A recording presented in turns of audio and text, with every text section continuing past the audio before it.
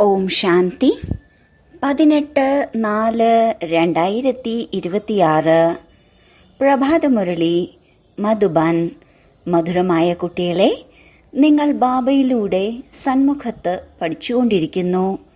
നിങ്ങൾക്ക് സത്യയുഗത്തിലെ ചക്രവർത്തി പദവിക്ക് യോഗ്യരായി മാറുന്നതിന് വേണ്ടി തീർച്ചയായും പാവനമാകണം. ചോദ്യം: ബാബയുടെ ഏത് കർത്തവ്യം നിങ്ങൾ കുട്ടികൾ മാത്രമാണ് അറിയുന്നത്? ഉത്തരം: നിങ്ങൾക്കറിയാം, നമ്മുടെ ബാബ അച്ഛനുമാണ്, ടീച്ചറും സദ്ഗുരുവുമാണ്. ബാബ പഴയ ലോകത്തെ പുതിയതാക്കി മാറ്റാനും ഒരു ആദി സനാതന ധർമ്മത്തിന്റെ സ്ഥാപന ചെയ്യാനുമാണ് കൽപ്പത്തിലെ സംഗമയുഗത്തിൽ വരുന്നത്. ബാബ ഇപ്പോൾ നമ്മൾ കുട്ടികളെ മനുഷ്യനിൽ നിന്നും ദേവതയാക്കി മാറ്റുന്നതിന് വേണ്ടി പഠിപ്പിച്ചുകൊണ്ടിരിക്കുന്നു. ഈ കർത്തവ്യം നമ്മൾ കുട്ടികൾക്കല്ലാതെ മറ്റാർക്കും അറിയില്ല. ഗീതം ഭോലാനാഥനിൽ നിന്നും വ്യത്യസ്തമായി. ഓം ശാന്തി. ഓം ശാന്തിയുടെ അർത്ഥം കുട്ടികൾക്ക് പലതവണ മനസ്സിലാക്കി തന്നിട്ടുണ്ട്. ഓം എന്നാൽ ഞാൻ ആത്മാവാണ്, എൻ്റെ എന്നാൽ എൻ്റേത് ഈ ശരീരം. ശരീരത്തിനും പറയാൻ സാധിക്കും ഇതെന്റെ ആത്മാവാണ് എന്ന്. ശിവബാബ പറയാറുണ്ട്, നിങ്ങൾ എന്റേതാണ്. കുട്ടികൾ പറയുന്നു, ബാബ അങ്ങ് എന്റേതാണ്. അതേപോലെ ആത്മാവും പറയുന്നു എന്റെ ശരീരമെന്ന്. ശരീരം പറയും എന്റെ ആത്മാവ്. ഇപ്പോൾ ആത്മാവിനറിയാം ഞാൻ അവിനാശിയാണെന്ന്. ആത്മാവില്ലാതെ ശരീരത്തിന് ഒന്നും ചെയ്യാൻ സാധിക്കില്ല. ശരീരമുണ്ട്, പറയുന്നു എന്റെ ആത്മാവിനെ ബുദ്ധിമുട്ടിക്കരുത്. എന്റെ ആത്മാവ് പാപാത്മാവാണോ അതോ പുണ്യാത്മാവാണോ? നിങ്ങൾക്കറിയാം, നമ്മുടെ ആത്മാവ് സത്യുഗത്തിൽ പുണ്യാത്മാവായിരുന്നു. ആത്മാവ് സ്വയവും പറയുന്നു, ഞാൻ സത്യുഗത്തിൽ സതോ പ്രധാനവും സത്യമായ സ്വർണവുമായിരുന്നു. സ്വർണമല്ല, ഇതൊരു ഉദാഹരണം കൊടുക്കുന്നതാണ്. നമ്മുടെ ആത്മാവ് പവിത്രമായിരുന്നു, സ്വർണത്തെ പോലെ ആയിരുന്നു. ഇപ്പോൾ പറയുന്നു അപവിത്രമാണെന്ന്. ലോകത്തിലുള്ളവർക്ക് ഇതറിയില്ല. നിങ്ങൾക്ക് ശ്രീമതം ലഭിക്കുകയാണ്. നിങ്ങൾക്കിപ്പോൾ അറിയാം, നമ്മുടെ ആത്മാവ് സതോ പ്രധാനമായിരുന്നു, ഇപ്പോൾ തമോ പ്രധാനമായി മാറിയിരിക്കുന്നു. ഓരോ വസ്തുവും ഇങ്ങനെ തന്നെയാണ്. കുട്ടി, യുവാവ്, വൃദ്ധാവസ്ഥ, ഓരോ വസ്തുവും പുതിയതിൽ നിന്നും തീർച്ചയായും പഴയതാവുക തന്നെ ചെയ്യും. ലോകവും ആദ്യം സ്വർണിമവും സതോ പ്രധാനവുമായിരുന്നു. പിന്നീട് തമോ പ്രധാനമായ ഇരുമ്പ് യുഗത്തിലുള്ളതായി മാറി. അതുകൊണ്ടാണ് ദുഃഖികളായത്.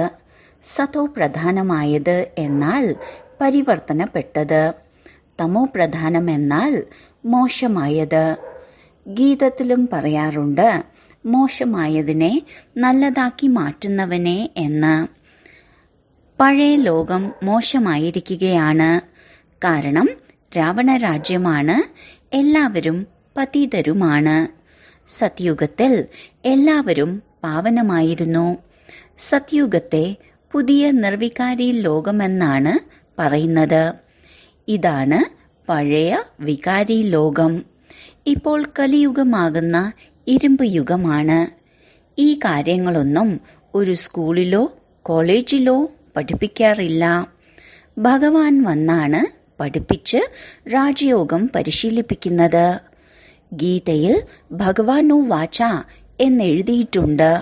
ശ്രീമദ് ഭഗവത്ഗീത. ശ്രീമതം എന്നാൽ ശ്രേഷ്ഠമായ മതം.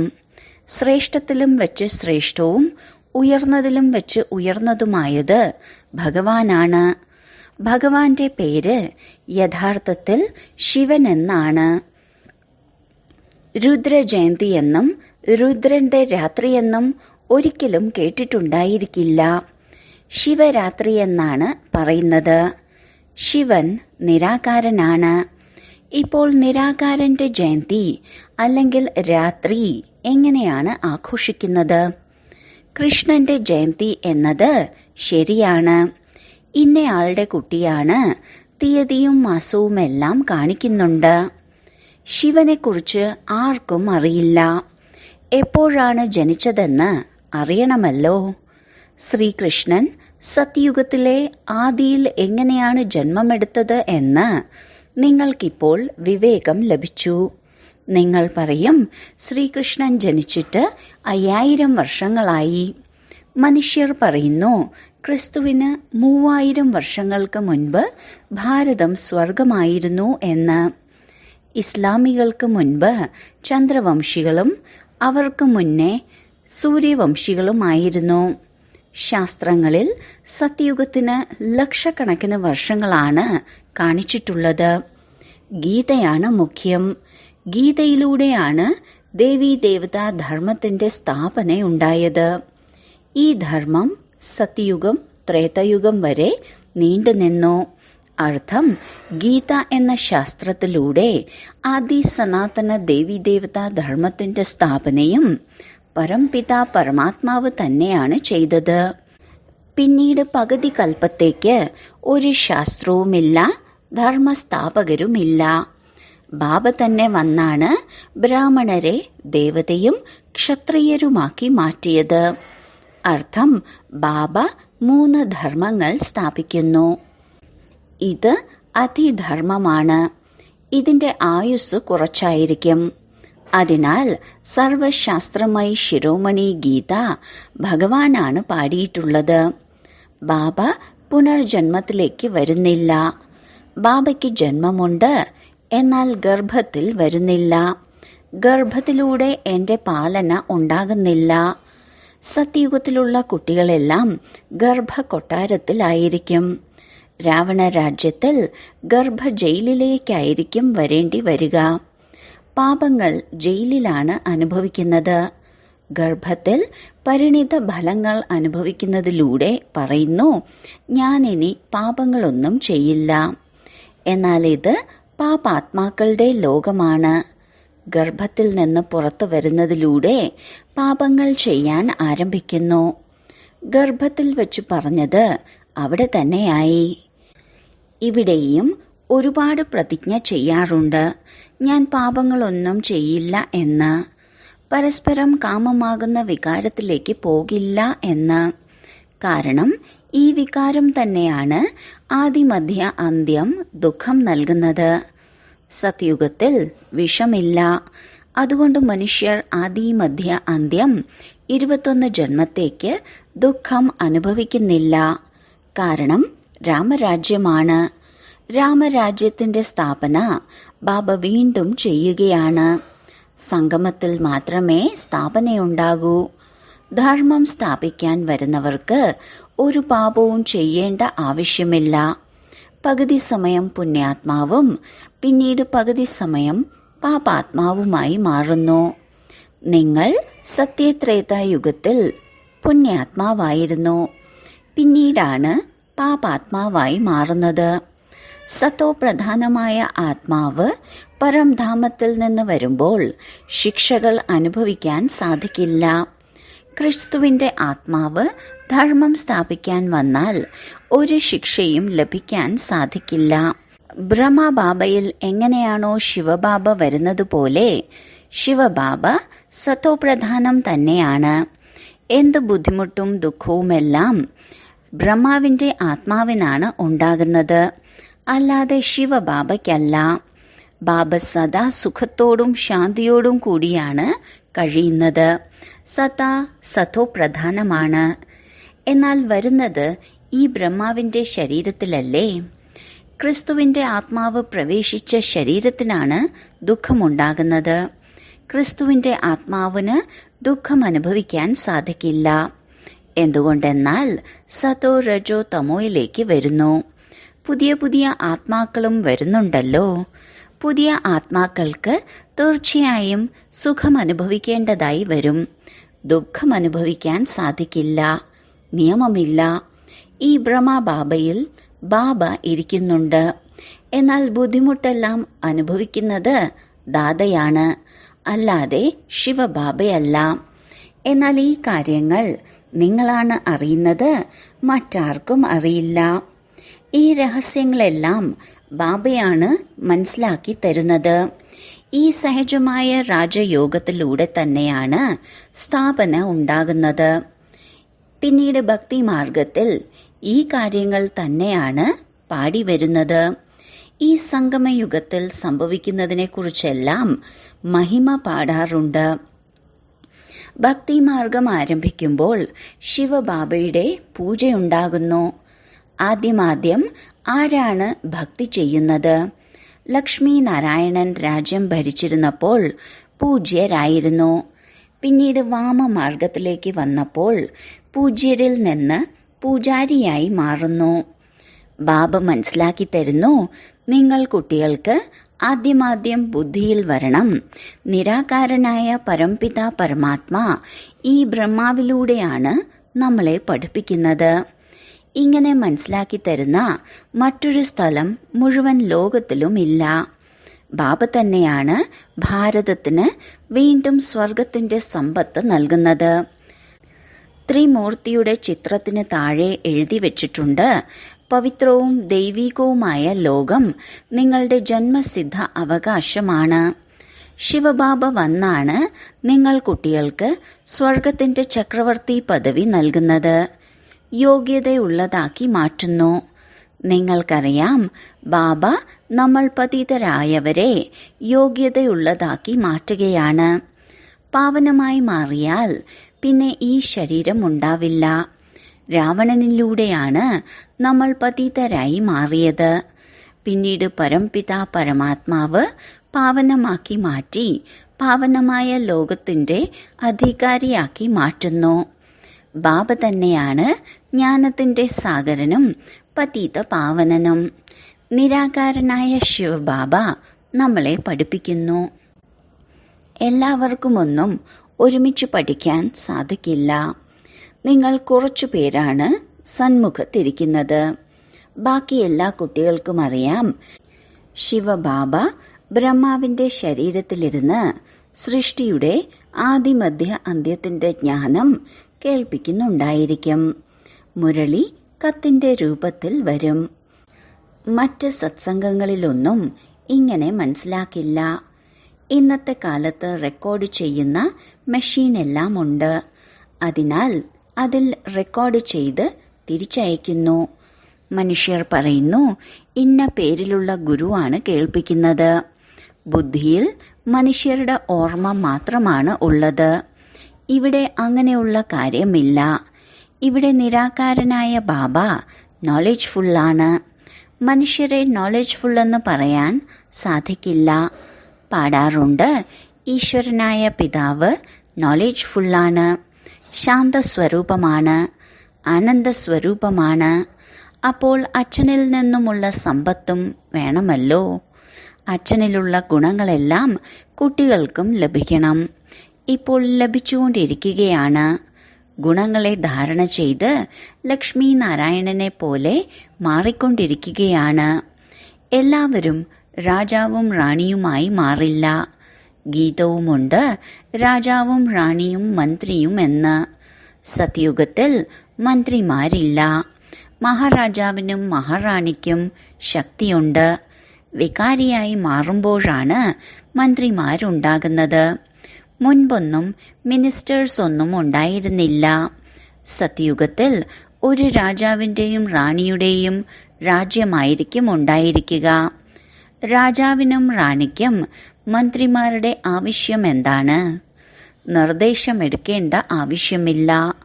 അവർ സ്വയം അധികാരികളാണ്. ഇതാണ് ചരിത്രവും ഭൂമിശാസ്ത്രവും. എന്നാൽ ആദ്യമാദ്യം ഇരിക്കുമ്പോഴും എഴുന്നേൽക്കുമ്പോഴും ബുദ്ധിയിൽ വരണം, നമ്മളെ ബാബയാണ് പഠിപ്പിക്കുന്നത്, യോഗം പരിശീലിപ്പിക്കുന്നത്. ഓർമ്മയുടെ യാത്രയിൽ കഴിയണം. ഇപ്പോൾ നാടകം പൂർത്തിയാവുകയാണ്. നമ്മൾ വികാരത്തിലേക്ക് പോയത് കാരണം തികച്ചും പതീതമായി മാറിക്കഴിഞ്ഞു. അതുകൊണ്ടാണ് പാപാത്മാവെന്ന് പറയുന്നത്. സത്യുഗത്തിൽ പാപാത്മാവില്ല. സത്യുഗത്തിൽ പുണ്യാത്മാക്കളാണ്. സത്യുഗത്തിൽ പ്രാലബ്ധമാണ് ഉള്ളത്. അതിനുവേണ്ടിയാണ് ഇപ്പോൾ നിങ്ങൾ പുരുഷാർത്ഥം ചെയ്യുന്നത്. നിങ്ങളുടേത് ഓർമ്മയുടെ യാത്രയാണ്. അതിനെ ഭാരതത്തിന്റെ യോഗമെന്നാണ് പറയുന്നത്. എന്നാൽ അർത്ഥമൊന്നും മനസ്സിലാക്കുന്നില്ല. യോഗം അർത്ഥം ഓർമ്മ. ഓർമ്മയിലൂടെയാണ് വികർമ്മം വിനാശമാകുന്നത്. പിന്നീട് ഈ ശരീരം ഉപേക്ഷിച്ച് വീട്ടിലേക്ക് തിരിച്ചു പോകും. ആത്മാക്കളുടെ വീടിനെ മധുരമായ ലോകമെന്നാണ് പറയുന്നത്. ആത്മാവാണ് പറയുന്നത് നമ്മൾ ശാന്തിധാമത്തിലാണ് വസിക്കുന്നത്. നമ്മൾ ശാന്തിധാമത്തിൽ നിന്ന് അശരീരിയായിട്ടാണ് വന്നത്. ഈ സൃഷ്ടിയിൽ പാർട്ടഭിനയിക്കാൻ വേണ്ടിയാണ് ശരീരമെടുത്തത്. മായ എന്ന 5 വികാരങ്ങളെയാണ് പറയുന്നതെന്നും മനസ്സിലാക്കി തന്നിട്ടുണ്ട്. വികാരങ്ങൾ 5 ഭൂതങ്ങളാണ്. കാമത്തിന്റെ ഭൂതം, ക്രോധത്തിന്റെ ഭൂതം. നമ്പർ 1 ആണ് ദേഹാഭിമാനത്തിന്റെ ഭൂതം. ബാബ മനസ്സിലാക്കി തരുന്നു, സത്യുഗത്തിൽ ഈ വികാരങ്ങളൊന്നുമില്ല. സത്യുഗത്തെ നിർവികാരിയായ ലോകമെന്നാണ് പറയുന്നത്. വികാരിയായ ലോകത്തെ നിർവികാരിയാക്കി മാറ്റുക എന്നത് ബാബയുടെ മാത്രം കർത്തവ്യമാണ്. ബാബയെ തന്നെയാണ് സർവശക്തിവാനെന്നും ജ്ഞാനത്തിന്റെ സാഗരമെന്നും പതീത പാവനനെന്നും പറയുന്നത്. ഈ സമയം എല്ലാവരും ഭ്രഷ്ടാചാരത്തിലൂടെയാണ് ജന്മമെടുക്കുന്നത്. സത്യുഗത്തിൽ മാത്രമാണ് നിർവികാരിയായ ലോകമുള്ളത്. ബാബ പറയുന്നു, ഇപ്പോൾ നിങ്ങൾക്ക് വികാരിയിൽ നിന്നും നിർവികാരിയായി മാറണം. പറയാറുണ്ട്, വികാരങ്ങളില്ലാതെ എങ്ങനെ കുട്ടികൾ ജനിക്കുമെന്ന്. ബാബ മനസ്സിലാക്കി തരുന്നു, ഇപ്പോൾ നിങ്ങളുടേത് അന്തിമ ജന്മമാണ്. മൃത്യുലോകം തന്നെ ഇല്ലാതാകണം. അതിനുശേഷം വികാരികളായ മനുഷ്യർ ഉണ്ടാകില്ല. അതിനാൽ ബാബയോട് പവിത്രമായി മാറുമെന്ന പ്രതിജ്ഞ ചെയ്യണം. പറയുന്നു, ബാബ, ഞങ്ങൾ അങ്ങയിൽ നിന്ന് തീർച്ചയായും സമ്പത്തെടുക്കും. മനുഷ്യർ അസത്യമായ പ്രതിജ്ഞ എടുക്കുന്നു. ഈശ്വരനെ പ്രതി പ്രതിജ്ഞ എടുക്കുന്നുണ്ടെങ്കിലും ഈശ്വരനെ അറിയില്ല. ഈശ്വരൻ എപ്പോൾ എങ്ങനെയാണ് വരുന്നത്? ഈശ്വരന്റെ നാമം, രൂപം, ദേശം, കാലം എന്താണ്? ഒന്നും അറിയില്ല. ബാബ വന്നാണ് തന്റെ പരിചയം നൽകുന്നത്. ഇപ്പോൾ നിങ്ങൾക്ക് പരിചയം ലഭിച്ചുകൊണ്ടിരിക്കുകയാണ്. ലോകത്തിലാർക്കും ഈശ്വരനാകുന്ന പിതാവിനെക്കുറിച്ച് അറിയില്ല. വിളിക്കുന്നുമുണ്ട്, പൂജയും ചെയ്യുന്നുണ്ട്. എന്നാൽ കർത്തവ്യത്തെക്കുറിച്ച് അറിയില്ല. ഇപ്പോൾ നിങ്ങൾക്കറിയാം, പരമപിത പരമാത്മാ നമ്മുടെ അച്ഛനും ടീച്ചറും സദ്ഗുരുവുമാണ്. ബാബ സ്വയം തന്റെ പരിചയം നൽകി. ഞാൻ നിങ്ങളുടെ അച്ഛനാണ്. ബാബ ഈ ശരീരത്തിൽ പ്രവേശിച്ചിരിക്കുകയാണ്. പ്രജാപിത ബ്രഹ്മാവിലൂടെയാണ് സ്ഥാപന ഉണ്ടാകുന്നത്. ആരുടെ? ബ്രാഹ്മണരുടെ. പിന്നീട് നിങ്ങൾ ബ്രാഹ്മണരാണ് പഠിച്ച് ദേവതയായി മാറുന്നത്. ബാബ വന്നാണ് നമ്മളെ ശൂദ്രനിൽ നിന്ന് ബ്രാഹ്മണരാക്കി മാറ്റുന്നത്. ബാബ പറയുന്നു, ഞാൻ വരുന്നത് തന്നെ കൽപ്പത്തിലെ സംഗമയുഗത്തിലാണ്. ഒരു കൽപ്പം 5000 വർഷത്തിൻ്റെതാണ്. ഈ സൃഷ്ടിചക്രം കറങ്ങിക്കൊണ്ടേയിരിക്കുന്നു. ബാബ വരുന്നത് പഴയ ലോകത്തെ പുതുതാക്കി മാറ്റാനാണ്. പഴയ ധർമ്മങ്ങളുടെ വിനാശം ചെയ്യിപ്പിച്ചാണ് ആദി സനാതന ദേവീദേവതാ ധർമ്മത്തിന്റെ സ്ഥാപന നടത്തുന്നത്. കുട്ടികളെയാണ് പഠിപ്പിക്കുന്നത്. പിന്നീട് നിങ്ങൾ പഠിച്ച് 21 ജന്മത്തേക്ക് വേണ്ടി മനുഷ്യനിൽ നിന്നും ദേവതയായി മാറുന്നു. ദേവതകൾ എന്നാൽ സൂര്യവംശികൾ, ചന്ദ്രവംശികൾ, പ്രജകൾ എല്ലാം ഉണ്ട്. ബാക്കി പുരുഷാർത്ഥമനുസരിച്ച് ഉയർന്ന പദവി പ്രാപ്തമാക്കും. ഇപ്പോൾ ആര് എത്രത്തോളം പുരുഷാർത്ഥം ചെയ്യുന്നുവോ അത് തന്നെയാണ് കൽപ്പകൽപ്പം നടക്കുന്നത്. കൽപ്പകൽപ്പം ചെയ്യുന്ന പുരുഷാർത്ഥമനുസരിച്ചുള്ള പദവി പ്രാപ്തമാക്കും എന്ന് മനസ്സിലാക്കുന്നു. നമ്മളെ നിരാകാരനായ ഭഗവാനാണ് പഠിപ്പിക്കുന്നതെന്ന് നിങ്ങൾ കുട്ടികളുടെ ബുദ്ധിയിലുണ്ട്. ബാബയെ ഓർമ്മിക്കുന്നതിലൂടെ മാത്രമാണ് വികർമ്മം വിനാശമാകുന്നത്. ഓർമ്മിക്കാതെ വികർമ്മം വിനാശമാകില്ല. നമ്മൾ എത്ര ജന്മങ്ങളാണ് എടുക്കുന്നതെന്ന് മനുഷ്യർക്കറിയില്ല. ശാസ്ത്രങ്ങളിൽ 84 ലക്ഷം ജന്മങ്ങളെന്ന് കെട്ടുകഥ പറഞ്ഞിരിക്കുന്നു. ഇപ്പോൾ നിങ്ങൾക്കറിയാം 84 ജന്മങ്ങളാണ് ഉള്ളതെന്ന്. ഇത് അവസാന ജന്മമാണ്. പിന്നീട് നമുക്ക് സ്വർഗത്തിലേക്ക് പോകണം. ആദ്യം മൂലവതനത്തിൽ പോയി പിന്നീട് സ്വർഗത്തിലേക്ക് വരും. ശരി, വളരെ കാലത്തെ വേർപാടിന് ശേഷം തിരികെ കിട്ടിയ മധുരമധുരമായ കുട്ടികൾക്ക് മാതാവും പിതാവുമായ ബാപ്ദാദയുടെ സ്നേഹസ്മരണകളും സുപ്രഭാതവും. ആത്മീയ അച്ഛൻ്റെ ആത്മീയ കുട്ടികൾക്ക് നമസ്കാരം. ധാരണയ്ക്കുള്ള മുഖ്യസാരം: 1. ബാബയോട് പവിത്രതയുടെ പ്രതിജ്ഞ ചെയ്തതിൽ ഉറച്ചിരിക്കണം.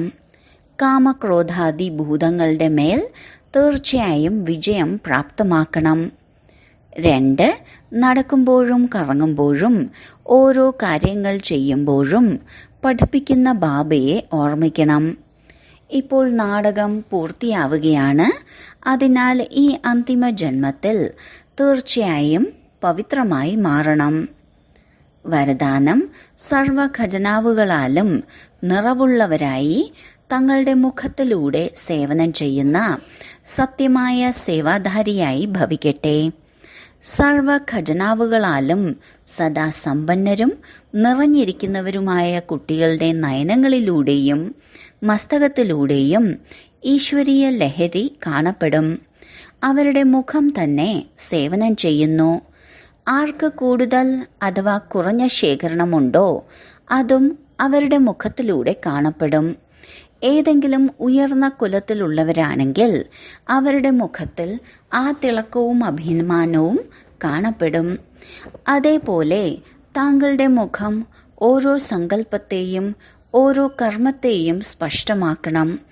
അപ്പോൾ പറയാം, സത്യമായ സേവാധാരി. സ്ലോഗൻ: സമയത്തിൻ്റെയും സങ്കല്പത്തിൻ്റെയും ഖജനാവുകളെ മിച്ചം വെച്ച് സമ്പാദ്യത്തിൻ്റെ ശേഖരണം വർദ്ധിപ്പിക്കൂ. അവ്യക്ത സൂചന: മഹാനാകുന്നതിന് വേണ്ടി മധുരതയുടെയും വിനയത്തിൻ്റെയും ഗുണം ധാരണ ചെയ്യൂ. ആളുകളെ മധുരം കഴിപ്പിക്കുമ്പോൾ അവരുടെ മുഖം കുറച്ചു സമയത്തേക്ക് മധുരമാകുന്നു. എന്നാൽ സ്വയമേ തന്നെ മധുരമുള്ളവരാകൂ. മുഖത്തിൽ സദാ മധുരവാക്കുകൾ ഉണ്ടായിരിക്കട്ടെ. എങ്ങനെയാണോ മധുരം കഴിക്കുന്നതിലൂടെയും കഴിപ്പിക്കുന്നതിലൂടെയും മുഖം സന്തുഷ്ടമാകുന്നത്, അതേപോലെ മധുരമായ വാക്കുകൾ സ്വയത്തെയും സന്തുഷ്ടമാക്കുന്നു, മറ്റുള്ളവരെയും സന്തുഷ്ടരാക്കുന്നു. ഇപ്രകാരം സദാ സർവരുടെയും മുഖം മധുരിപ്പിച്ചുകൊണ്ടിരിക്കൂ. സദാ മധുരമായ ദൃഷ്ടി, മധുരമായ വാക്ക്, മധുരമായ കർമ്മം ആയിരിക്കട്ടെ. ഓം ശാന്തി.